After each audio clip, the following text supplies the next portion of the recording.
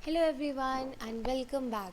सो हमने last video में cognitive and behavioural aspect of self तक की सारे टॉपिक्स को डिस्कस कर लिया था अकॉर्डिंग टू एनसीईआरटी, जितने भी उससे पहले टॉपिक्स हैं। ठीक है, now we are gonna continue the chapter self and personality. Now आज हम सबसे पहले टॉपिक जो स्टार्ट करेंगे that's going to be culture and self. So this is a very common knowledge to all कि कल्चर का हमारी सेल्फ पे बहुत ज़्यादा इन्फ्लुएंस होता है, राइट? लाइक हम कुछ भी, हमारा जो इन्वायरमेंट है, हमारी कास्ट, हमारी फैमिली, इन सब के कारण हमारी सेल्फ में बहुत ज़्यादा चेंजेस आते हैं, बहुत ज़्यादा डेवलपमेंट्स होती हैं, बहुत ज़्यादा मतलब समझ रहे हो ग्रोथ होती है अकॉर्डिंग टू कल्चर, राइट? बहुत ज़्यादा इन्फ्लुएंस होता है बेसिकली कल्चर का। तो वैसे भी आजकल मूवीज़ के थ्रू वी नो कि वेस्टर्न और इंडियन कल्चर में अगर हम जनरली बात करें तो there is a lot of difference in between the both, है ना? कि मतलब वेस्टर्न कल्चर तुमने मूवीज़ में देखा होगा, it's very different from the Indian culture, Indian notation of self, right?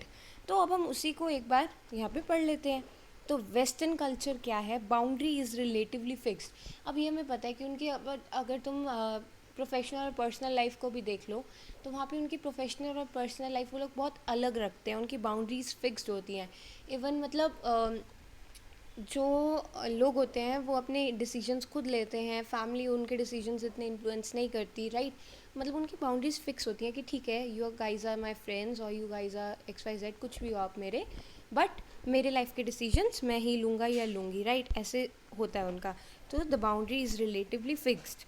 Now they hold clear dichotomies between self and other man and nature, subjective and objective. वही बात है कि वो मतलब बहुत क्लियर अपने स्टैंडर्ड्स रखते हैं कि या बहुत क्लियर अपने नॉर्म्स या स्टैंडर्ड्स रखते हैं कि ठीक है, ये मैं हूँ, ये आप लोगों, ये काम मेरा डिसीजन है तो मैं ही लूँगा, ये डिसीजन कोई और नहीं लेगा, ठीक है? Kind of like that. उधर अब वेस्टर्न में क्या है? वेस्टर्न कल्चर को हम बेसिकली इंडिविजुअलिस्टिक कल्चर कहते हैं। क्या कहते हैं? इंडिविजुअलिस्टिक कल्चर कहते हैं।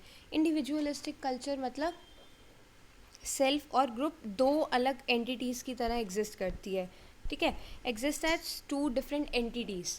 Now with clearly defined boundaries, individual members of the group maintain their individuality. मतलब वही बात होगी, अब हर किसी का अपना अलग एक बाउंड्री होती है, वो अपनी इंडिविजुअलिटी मेंटेन करते हैं, वो अपने डिसीजंस खुद लेंगे एंड ऑल दैट। मतलब वो मेंबर्स के साथ इंटरेक्ट करते हैं, doesn't mean they don't interact, but उनका सेल्फ का नोटेशन इज़ डिफरेंट, ठीक है? सो अब हम बात करते हैं इंडियन कल्चर की। इंडियन कल्चर में हमें बेसिकली पता है कि हम लोग जब भी हम नॉर्मली अपनी बात करें, हम जब भी कोई डिसीजन लेते हैं तो वी डू कंसीडर कि हमारे डिसीजन का हमारे आसपास हमारी फैमिली पे क्या इफ़ेक्ट पड़ेगा। ये नहीं ना कि हम कुछ भी सोच के ऐसे ही, ठीक है मेरे को यहाँ इस कंट्री में जॉब मिली, मैं वहीं जा रही हूँ, वैसे वैसे करके एक्स वाई जेड ऐसे करके डिसीजन हम नहीं लेते। जबकि वेस्टर्न कल्चर में they do take decisions like that, है ना? मतलब इंडिया में क्या है, हम इंडियन कल्चर में बेसिकली क्या है, we also think of others. Social self में और इंडिविजुअल सेल्फ में एक क्लियर बाउंड्री नहीं है, डिपेंड करता है फ्रॉम सिचुएशन टू सिचुएशन हम कैसा डिसीजन लेंगे, हमारी बाउंड्रीज कैसी होंगी, है ना? मतलब बेसिकली क्या है, shifting nature of boundary between self and other. मतलब इंडिविजुअल सेल्फ में और सोशल सेल्फ में एक शिफ्टिंग नेचर होता है बाउंड्री का।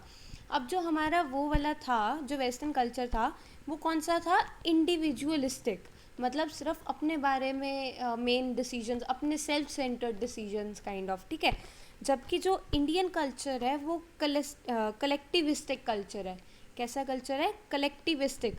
मतलब हम अपने सिर्फ अपने आप को नहीं देखते, अपने आसपास वाले सब चीज़ों को देख के देखते हैं, ठीक है? No self is generally not separated from one's own group, rather both remain in the state of harmonious coexistence, ठीक है?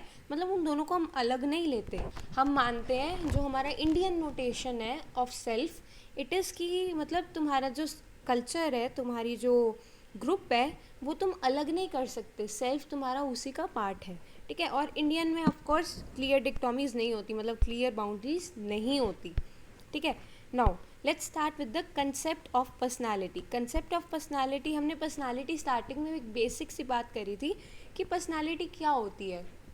हर एक पर्सन की, मतलब अगर हम बात करें, मैंने एग्जांपल दिया था कि एक ए पर्सन है जो हमेशा गुस्से में रहता है काइंड ऑफ, या सिचुएशन में गुस्से में आ जाता है, और जो बी पर्सन है वो काम रहता है। दोनों में हम बोलते हैं ना पर्सनालिटी डिफरेंस है।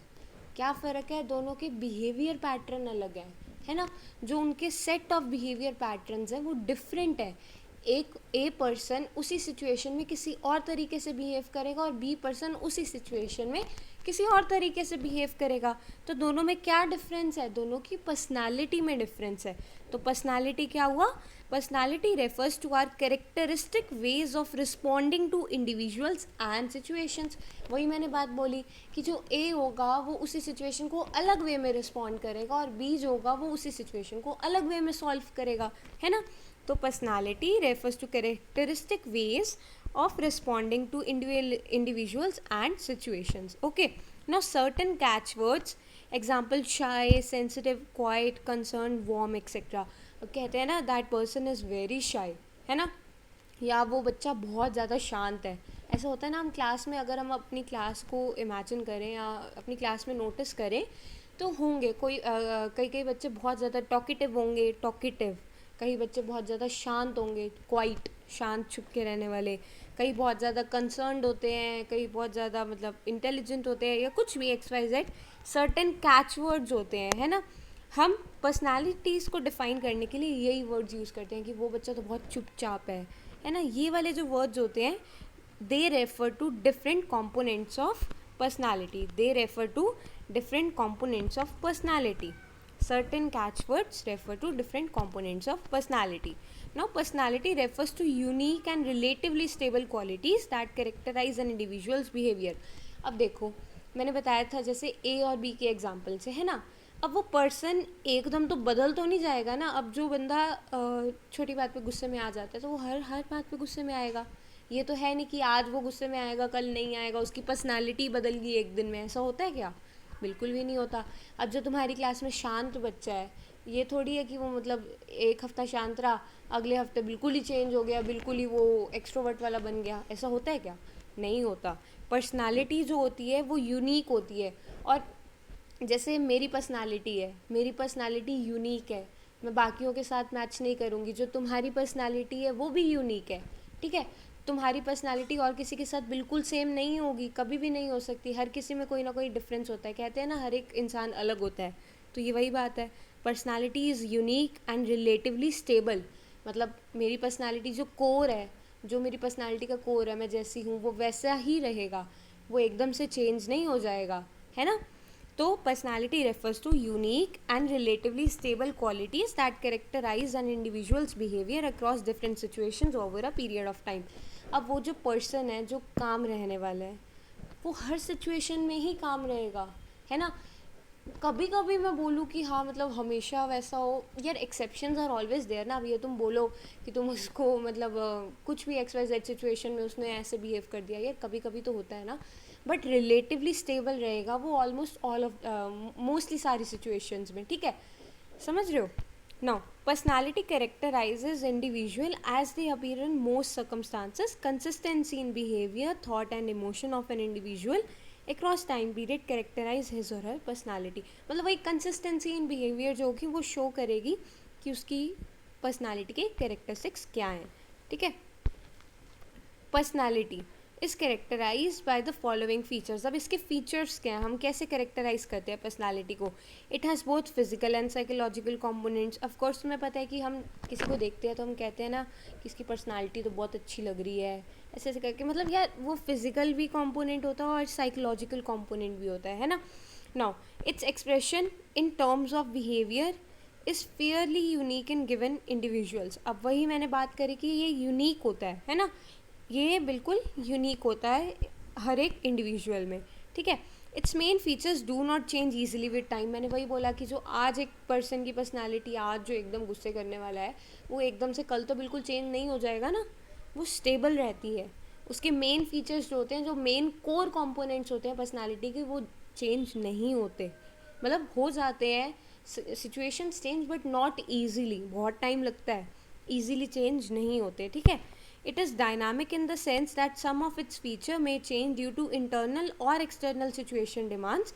Thus, personality is adaptive to situations. अब वही बात हुई, ये डायनामिक है, इसके फीचर्स चेंज हो सकते हैं। मेन वाला जो मेन फीचर है वो डिफ़िकल्टी से चेंज होगा, but it can be change मतलब जो साइड वाले फीचर्स होंगे, जो कोर फीचर्स नहीं हैं, वो तो चेंज हो ही सकते हैं ना, ड्यू टू इंटरनल और एक्सटर्नल सिचुएशनल डिमांड्स। ठीक है, अब जैसी डिमांड्स होंगी वैसा ही उनका थोड़ा चेंजेस आएंगे।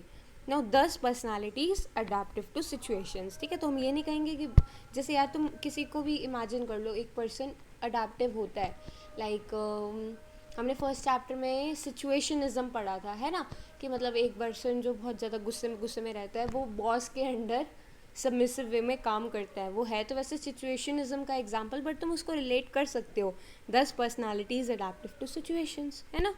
Now, once we all are able to characterize someone's personality, we can predict how that person will probably behave in a variety of circumstances. तो ऑफ कोर्स सी बात है, हमें अब अगर हमें तुम किसी भी एक पर्सन को, तुम रियल लाइफ का एग्जांपल हो, देखो तुम किसी एक पर्सन को जानते हो, ABC, मतलब कोई भी तुम्हारे बहुत क्लोज फ्रेंड्स हैं, ठीक है। अब तुम उन्हें जानते हो, तुम्हें पता वो कैसे, मतलब उनका मेन नॉर्मली बिहेवियर रहता है। तो एक सिचुएशन में एक टाइम आएगा कि तुम इमेजिन कर पाओगे कि ये पर्सन इस सिचुएशन में ऐसे बिहेव करेगा, है ना, तुम्हें मतलब आइडिया लग जाता है। तो वी कैन प्रिडिक्ट कि वो बंदा उस सिचुएशन में कैसे परफॉर्म करेगा, ठीक है। And understanding of personality allows us to deal with people in realistic and acceptable ways. अब एक पर्सन है जो बहुत ज़्यादा प्रोकास्टिनेशन करता है, ठीक है, मतलब आज का काम कल पे टालता रहता है हमेशा। अब वो जो बंदा है, तुम उसे कोई काम दोगे, तुम्हारे दिमाग में ना कहीं ऑलरेडी होगा कि यार इसने काम तो करना नहीं है, मतलब तुम प्रिडिक्ट कर पा रहे हो कि वो कैसा बिहेव करेगा, राइट, कहीं ना कहीं तुम प्रिडिक्ट कर पा रहे हो। तो वो जो उसकी पर्सनालिटी की अंडरस्टैंडिंग है, तुम्हें वो रियलिस्टिक वे में डील करने को मिल रही है। अब देखो, मान लो इसका कोई सॉल्यूशन हो, करना हो कि तुम्हें काम चाहिए, तुम जान के बोलोगे कि इसकी डेडलाइन कम है, अब वो जो प्रोकास्टिनेटर है वो हार के अपने आप करेगा ना। तो वो कहीं ना कहीं an understanding of personality allows us to deal with people in realistic and acceptable veg.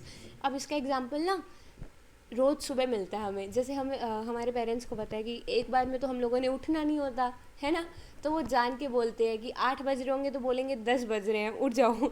वो रियलिस्टिकली हमारी पर्सनालिटी को एनालाइज कर चुके हैं और उन्हें पता है कि हमसे कैसे काम करवाना है, ठीक है। नाउ इंटरैक्शनल अप्रोच क्या होती है। अब इंटरैक्शनल अप्रोच के बारे में हम बात करते हैं, ठीक है। इंटरैक्शनल अप्रोच क्या होती है, holds that situational characteristics play an important role in determining our behaviour. अब वही बात है, ये कहीं ना कहीं इसे सिचुएशनिज्म से लिंक कर लो, इट्स नॉट द सेम, ठीक है, बट लिंक कर लो कि सिचुएशनल कैरेक्टरिस्टिक्स जो होते हैं वो हमारे इंपॉर्टेंट रोल प्ले करते हैं हमारे बिहेवियर को डिटरमाइन करने में, है ना। Now people may behave as dependent on or independent, not because of their internal personality trait but because of external rewards or threats available in particular situation. यार अब इसका एग्जाम्पल तुम ले लो, अगर तुम बड़े भाई बहन के साथ हो तो तुम बच्चों जैसा बिहेव करोगे, राइट, कि तुम छोटे हो। अगर तुम छोटे बहन भाई के साथ हो तो तुम रिस्पॉन्सिबिलिटी शो करोगे because you have to take care of them, है ना। तो ये कहीं ना कहीं समझ रहे हो, सिचुएशन के जो कैरेक्टरिस्टिक्स है वो हमारा इंपॉर्टेंट रोल प्ले कर रहे हैं हमारे बिहेवियर के लिए। अब तुम बड़े बहन भाई के साथ हो, तुम कुछ भी तुम बोलोगे कि मुझे ये चाहिए वो चाहिए, यू मतलब ऐसी ऐसी करोगे बात। अब छोटे बहन भाई के साथ होगे तो तब थोड़ी बोलोगे मुझे ये चाहिए मुझे वो चाहिए, नहीं करोगे ना, ऑफ कोर्स नॉट, ठीक है। तो ये कहीं ना कहीं सिचुएशनल कैरेक्टरिस्टिक्स हैं जो हमारे बिहेवियर को डिटरमाइन कर रही हैं, ठीक है। नाउ पीपल में बिहेव एज डिपेंडेंट और इंटरडिपेंडेंट। अब वही बात है, डिपेंडेंट भी शो कर सकते हैं, इंडिपेंडेंट भी शो कर सकते हैं, डिपेंड करेगा उनका इंटरनल पर्सनालिटी ट्रेट क्या है या एक्सटर्नल रिवॉर्ड्स क्या है या कुछ भी XYZ क्या है, ठीक है। Now the cross situational consistency of traits is found to be quite low. The compelling influence of situation can be noted by observing people's behavior in places like market, a courtroom, or a place of worship. अब of course तुम उनके different influence situation का क्या होता है तुम note कर सकते हो लोगों को किसी भी जगह में देख के। जैसे ऑफिस में देख लो, ऑफिस में कैसे बिहेव करता है, घर में कैसे बिहेव करता है, there will be some difference, है ना। तो मतलब वो तुम्हें समझ आ जाएगा कि मतलब सिचुएशन कैसे इफ़ेक्ट करती हैं हमारी पर्सनालिटी की, ठीक है। नाउ अब हम स्टार्ट करने जा रहे हैं थ्योरीज से बेसिकली, कि मतलब यार थ्योरी समझ लो कि मतलब पर्सनालिटी को हम और डीप अंडरस्टैंडिंग करेंगे from the scientist view. Scientist ने इसके ऊपर क्या बोला है उसके बारे में हम बात करेंगे। तो बेसिकली यहाँ पे 2 अप्रोचेस की हम बात करेंगे, type approaches and trait approaches, ठीक है।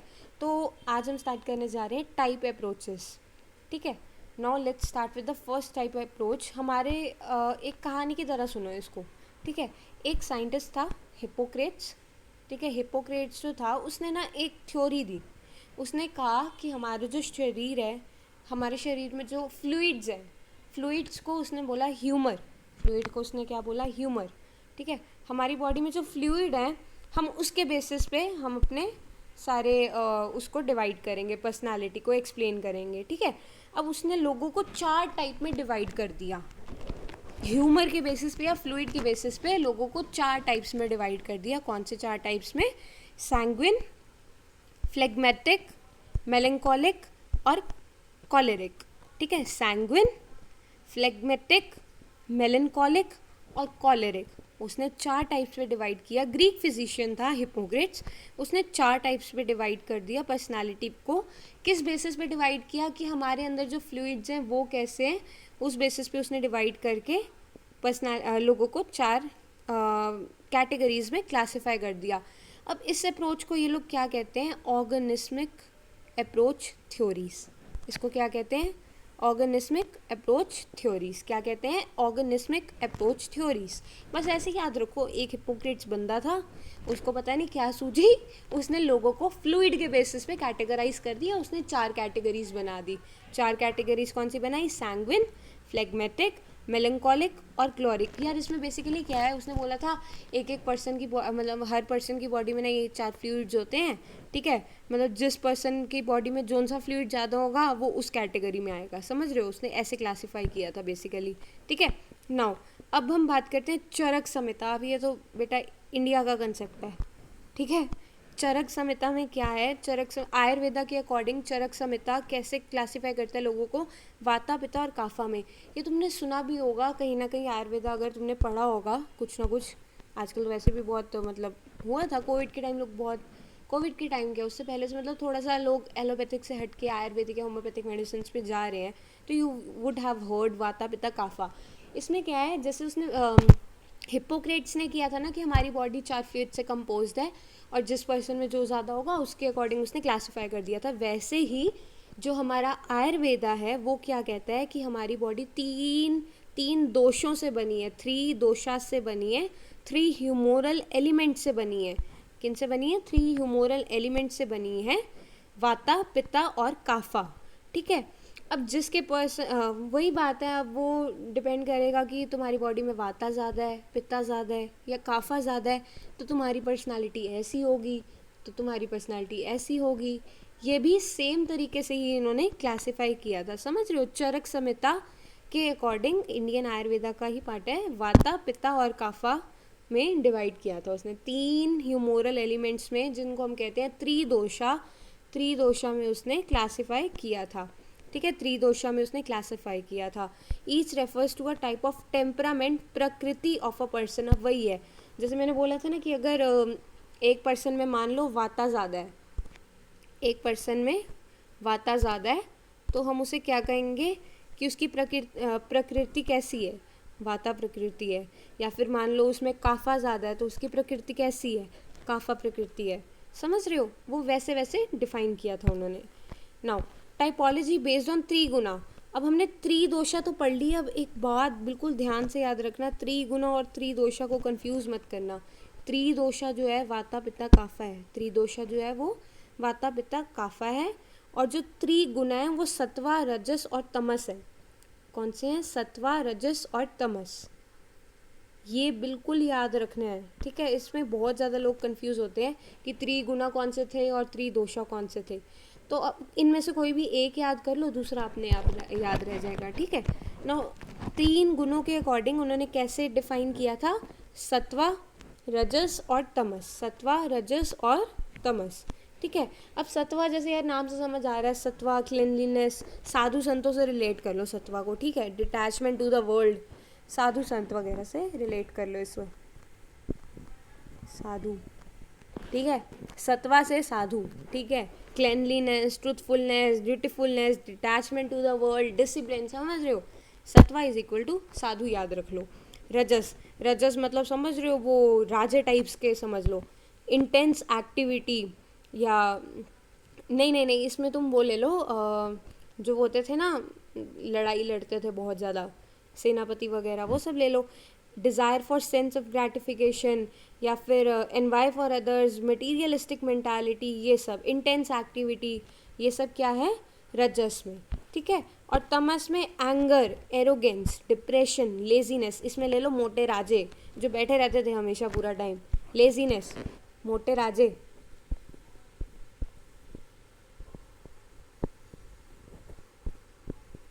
मोटे राजा, ठीक है।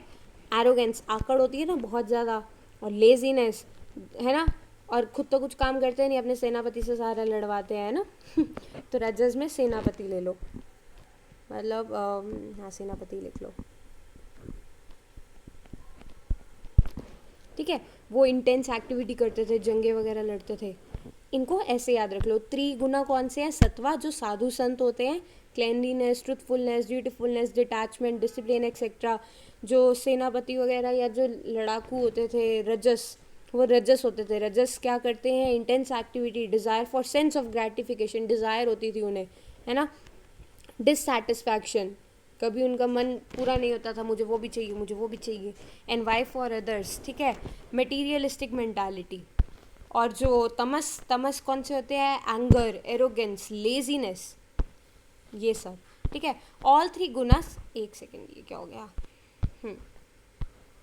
All three gunas are present in each and every person in different degrees.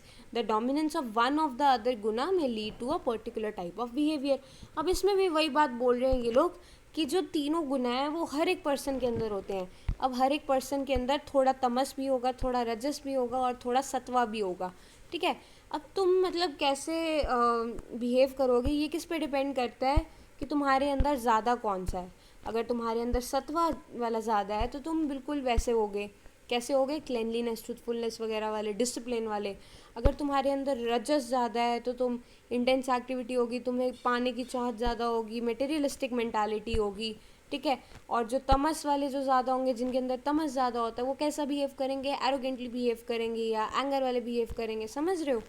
तो हमारे अंदर होंगे तीनों कंपोनेंट्स, बट हमारे अंदर जो डोमिनेंट कंपोनेंट होगा वही हमारी बेसिकली पर्सनालिटी को डिफाइन करेगा या फिर हमारे बिहेवियर को फॉर्म करेगा।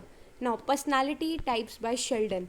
अब एक और साइंटिस्ट आए थे जी, शेल्डन नाम के, ठीक है। उन्होंने अब क्या किया, शेल्डन भाई साहब ने क्या किया, उन्होंने बॉडी टाइप पे क्लासिफाई किया कि अगर मोटा बंदा होगा तो वो कैसा होगा? फ्रेंडली होगा, सॉफ्ट होगा, एक्सट्रोवर्ट होगा, रिलैक्स होगा। अगर पतला बंदा होगा तो वो बेचारा अंडर कॉन्फिडेंट होगा या स्ट्रॉन्ग मस्कुलर होगा, तो ऐसे होगा, समझ रहे हो। उन्होंने बॉडी टाइप पे डिफाइन किया। तो एक बार उसको देखें। एंडोमॉर्फ, देखो मोटू मोटू पेट वाला एंडोमॉर्फ कैसा मैंने बनाया भी है, देखो कितना अच्छा बनाया मैंने एंडोमॉर्फ, मोटे पेट वाला एंडोमॉर्फ कैसे होते हैं? सॉफ्ट फैट टाइप्स होते हैं, राउंड होते हैं, गोल गोल होते हैं। उनका कैसा नेचर होता है? Have extrovert friendly behaviour, have extrovert friendly behaviour, और रिलैक्स्ड होते हैं और सोशिएबल होते हैं, ठीक है। अब यार ऐसे में ना तुम एक काम करो, तुम्हारी क्लास में कोई ना कोई एक आधा बच्चा तो ऐसा होगा ही जो मोटा होगा, गोलू मोलू होगा और बहुत ज़्यादा फ्रेंडली होगा। तुम उसके नाम से याद कर लो। मेरे क्लास में भी एक था तो मैंने उसी के नाम से याद किया था कि एंडोमॉर्फ इज इक्वल टू, मैं उसका नाम नहीं लूँगी, ए, ठीक है वैसे ही मीजोमॉर्फ जो मस्कुलर होते हैं, मस्कुलर होते हैं। अब मसल से देख के, मसल्स के डायग्राम पे मत जाओ, बहुत अच्छी ड्राइंग है मेरी, मुझे पता है ठीक है। तो muscles is equal to mesomorph, ये तो एम से याद हो जाएगा, है ना, याद हो ही जाएगा। ये एम से मीजोमॉर्फ, एम से मस्कुलर, एम से मीजोमॉर्फ, एम से मस्कुलर, ठीक है। तो मीजोमॉर्फ जो मस्कुलर वाले होते हैं वो एनर्जेटिक होते हैं और करेजियस होते हैं। अब एक्सपेक्ट तो यही करते हैं ना हम लोग कि इतनी मसल्स बना रखी है तो करेजियस तो होंगे ही, है ना। आर एनर्जेटिक, ये क्या हो रहा है इसको, are energetic and courageous, okay. Now ectomorph, पतली डंडी वाले, ठीक है। ऐसे भी बहुत होंगे तुम्हारी क्लास में जो पतली डंडी होंगे, है ना। थिन होंगे, लॉन्ग होंगे, फ्रेजाइल होंगे इन बॉडी बिल्ड। इनको हम कैसे कहते हैं? इंट्रोवर्ट टाइप्स, ब्रेनी टाइप्स या आर्टिस्टिक टाइप। अरे बहुत बार होता है ना ऐसे बिल्कुल शांत छुपे रुस्तम पतले पतले से बच्चे होते हैं जो कहीं ना कहीं क्लास के कोने में बैठे होते हैं और बहुत आर्टिस्टिक होते हैं, इंट्रोवर्ट होते हैं, कई दिमाग वाले भी बहुत होते हैं, है ना। तो उसने इस बेसिस पे क्लासिफाई किया था ये एक्टोमॉर्फ। एंडोमॉर्फ मोटे मोटे, मस्कुलर वाले मेसोमॉर्फ, और एक्टोमॉर्फ पतले पतले, एक्टोमॉर्फ पतले पतले, एंडोमॉर्फ मोटे मोटे, एंडोमॉर्फ मोटे मोटे, मेसोमॉर्फ मस्कुलर और एक्टोमॉर्फ पतले। ठीक है, मैंने डायग्राम बनाए हैं, देखो कितने प्यारे प्यारे, उनको देख के याद करना। अब आज जो हम बात करते हैं कार्ल युंग की। कार्ल युंग ने हमें दी थी जो थ्योरी, वो बहुत ही बेसिक है और तुम सबको पता है, इंट्रोवर्ट और एक्सट्रोवर्ट। तुम्हें पता है ना, हम बोलते हैं हम अपनी पर्सनालिटी टाइप, अरे यार वो छोड़ो, जो तुमने आजकल इंस्टा की बायोज वगैरह बना रखी होती हैं, कितने बच्चों ने लिखा होता है मी जो इंट्रोवर्ट और मी जो एक्सट्रोवर्ट करके लिखते हैं ना है ना, तो ये वही है, वही इंट्रोवर्ट और एक्सट्रोवर्ट है जो तुम लोग समझते हो। इंट्रोवर्ट्स मतलब जो अपने आप से रहना पसंद करते हैं, दूसरों को अवॉइड करते हैं, दूसरों से मतलब इतनी इंटरेक्शन उन्हें पसंद नहीं होती, सोशल इंटरेक्शन उनको इतनी अच्छी नहीं लगती, या शाय कह लो, समझ रहे हो। Introverts are people who prefer staying alone या विदड्रॉ देमसेल्व्स फ्रॉम सोसाइटी या इमोशनल कन्फ्लिक्ट्स और आर शाय।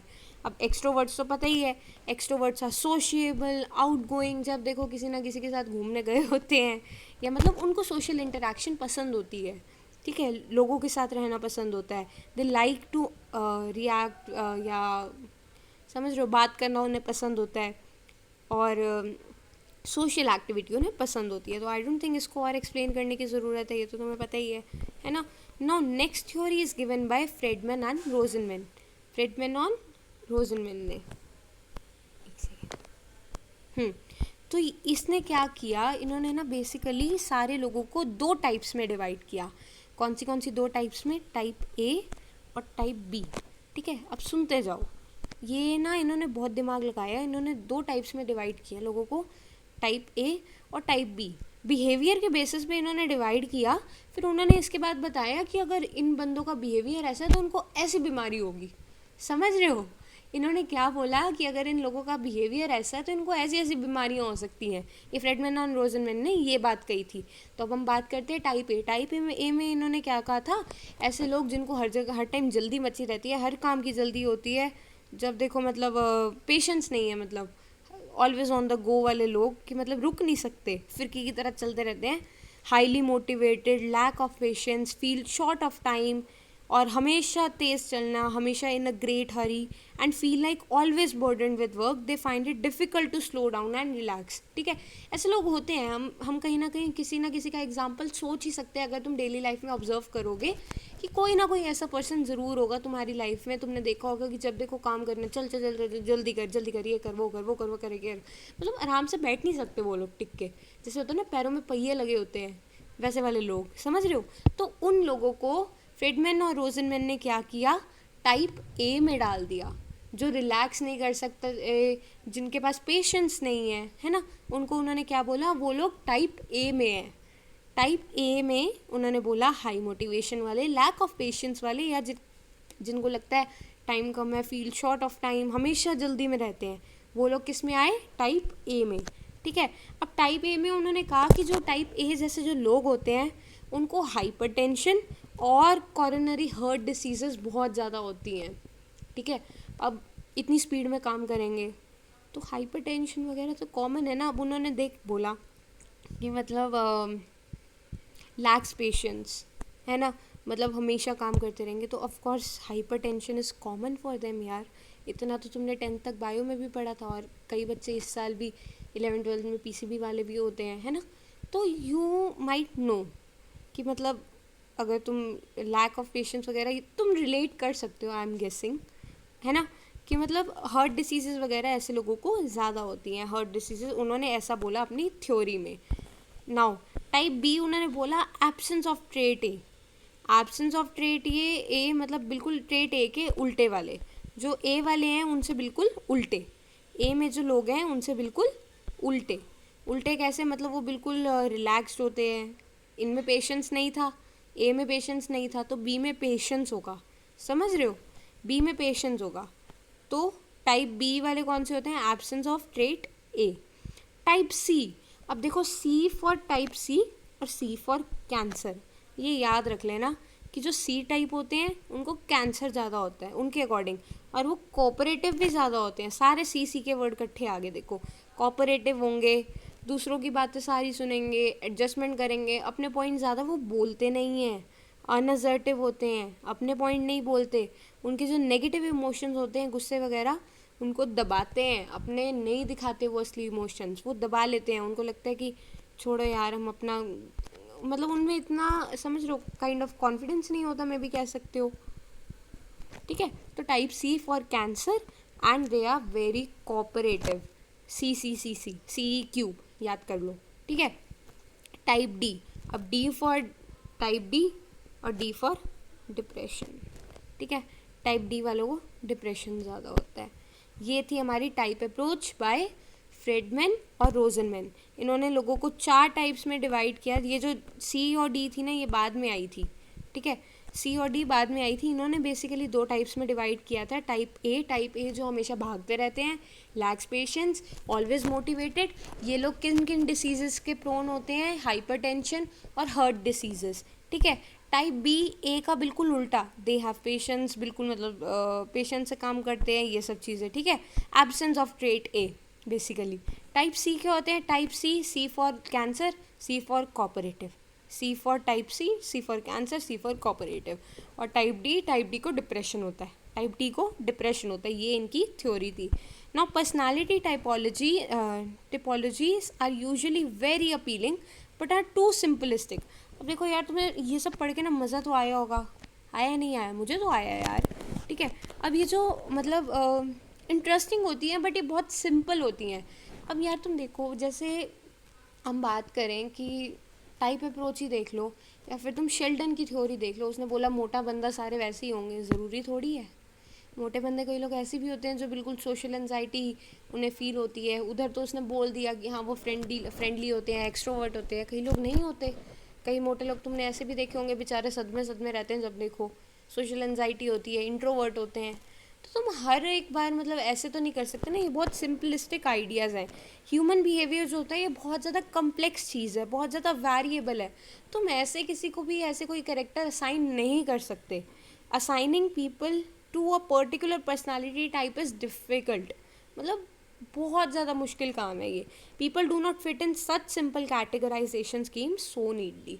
ऑफ कोर्स तुम किसी भी पर्सन को इतना ईजिली नहीं कैटेगराइज कर सकते। हर पर्सन अपने आप में एक यूनिवर्स है, समझ रहे हो? उसके दिमाग में कितना कुछ है तुम कभी सोच नहीं सकते। हम अपने आप को ही पूरा नहीं समझ पाते तो हम किसी और को क्या ही समझेंगे, है ना? तो पर्सनालिटी टाइपोलॉजीज इंटरेस्टिंग बहुत लगती हैं, बहुत अपीलिंग लगती हैं, पर ये बहुत सिंपल होती हैं। प्रैक्टिकली लोगों को इतने सिंपल कैटेगरीज में कैटेगराइज करना इज़ नॉट पॉसिबल। बहुत डिफ़िकल्ट हो जाता है, मतलब नॉट पॉसिबल तो नहीं बट बहुत डिफ़िकल्ट हो जाता है। ठीक है, नाउ एक बार हम फटाफट रिवीजन करते हैं टाइप अप्रोचेस की। टाइप अप्रोचेस में सबसे पहले हमने कौन से पढ़ा था? हिप्पोक्रेट्स का, अगर तुम्हें याद हो। हिप्पोक्रेट्स एक ग्रीक फिजिशियन था। उसने 4 फ्लूइड्स के बेसिस पे डिवाइड कर दिया था। हमारी बॉडी में फ्लूइड्स होते हैं, उन्हें हम ह्यूमर कहते हैं। उसके बेसिस पे उसने लोगों को 4 कैटेगरीज में डिफाइन कर दिया था: सैंग्विन, फ्लेगमेटिक, मेलनकॉलिक और कॉलेरिक। फ्लेगमेटिक, सैंग्विन, मेलनकॉलिक और क्लोरिक। ठीक है, कॉलेरिक। और अगर हम इंडियन आयुर्वेदा की बात करें तो हमने यहाँ पे 2 पढ़े थे अप्रोचेस। चरक संहिता के अकॉर्डिंग था वाता, पित्त और काफा, जिसे हमने त्रिदोषा बोला था। त्रिदोषा हमने बोला था वाता, पित्त और काफा। ठीक है, और हर पर्सन की एक टेम्परामेंट को हमने बोला प्रकृति। ठीक है, नाउ अब हमने त्रिगुणा की बात करी। त्रिगुणा में हमने पढ़े सत्वा, रजस और तमस। सत्वा, रजस और तमस। त्रिगुणा में देखो, अब मैं इसमें तुम्हें एक बेसिक डिफरेंस बताऊं ज़रा। त्रिदोषा में हमारी बॉडी के अंदर की बात हो रही है, ठीक है, और त्रिगुणा में हम कैसे बिहेव कर रहे हैं। देखो ना, यहाँ पे जितने भी कैरेक्टरिस्टिक्स हैं ये सारे क्या हैं? ये हमारे बिहेवियर के हैं। क्लेanलीनेस, ट्रूथफुलनेस, डिसिप्लिन, ये सब बिहेवियर की बातें हैं, है ना? तो ये त्रिगुणा जो है हमारी बिहेवियर के ऊपर है। वो भी कहीं ना कहीं है तो सब बिहेवियर भी, पर तुम ऐसे क्लासीफाई कर सकते हो। जो त्रिदोषा है वो वाता, पित्त, काफा है। त्रिगुणा जो है वो सत्वा, रजस और तमस पे है। ठीक है, सत्वा, रजस और तमस कौन से? सत्वा मतलब cleanliness, truthfulness, dutifulness, detachment, discipline etcetera. रजस intense activity, desire for gratification या फिर मटेरियलिस्टिक मेंटालिटी। जो तमस है, तमस मतलब गुस्सा, लेजीनेस, एरोगेंस, ये सब चीज़ें। नाउ ये वही बात है कि ये तीनों गुण हर किसी में प्रेजेंट होते हैं, डिपेंड करेगा किस में कौन सा गुण ज़्यादा है, वही उसकी बिहेवियर को इन्फ्लुएंस करेगा।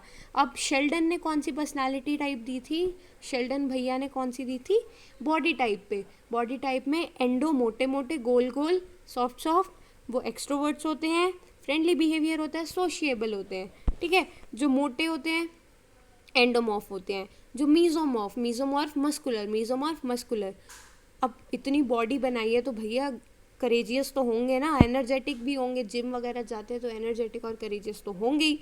तो मीजोमॉर्फ जो मस्कुलर टाइप के होते हैं वो स्ट्रॉन्ग और करेजियस होते हैं। और एक्टोमॉर्फ बेचारे पतले डंडी टाइप के इंसान, जो थिन होंगे, लॉन्ग होंगे, फ्रेजाइल होंगे, बेचारे पतले से ऐसे लगता है ना कि हवाई उड़ा के ले जाएगी उनको। तो थिन होंगे, लॉन्ग होंगे, फ्रेजाइल होंगे इन बॉडी बिल्ड। वो बेसिकली ब्रेनी, आर्टिस्टिक और इंट्रोवर्ट टाइप्स के होते हैं। अब कार्ल ह्यूंग की थ्योरी बिल्कुल याद रहनी चाहिए, इंट्रोवर्ट्स और एक्सट्रोवर्ट, जो तुम हर दूसरे दिन कहीं ना कहीं किसी को बोलते हो और कहीं ना कहीं अपनी प्रोफाइल में लिखते हो, ठीक है। कार्ल यूंग ने थ्योरी दी थी इंट्रोवर्ट और एक्सट्रोवर्ट की, और फ्रेडमैन और रोजमैन ने टाइप अप्रोचेस दी थी, टाइप ए और टाइप बी। टाइप ए में वही हाईली मोटिवेटेड वाले जिनको हार्ट डिसीजेज ज़्यादा होती हैं, टाइप बी ए के ऑपोजिट रिलैक्स्ड होते हैं, टाइप सी फॉर कैंसर, और टाइप डी डिप्रेशन वाले। ये सब हमने ख़त्म कर दी टाइप अप्रोचेस ऑफ पर्सनालिटी, ठीक है।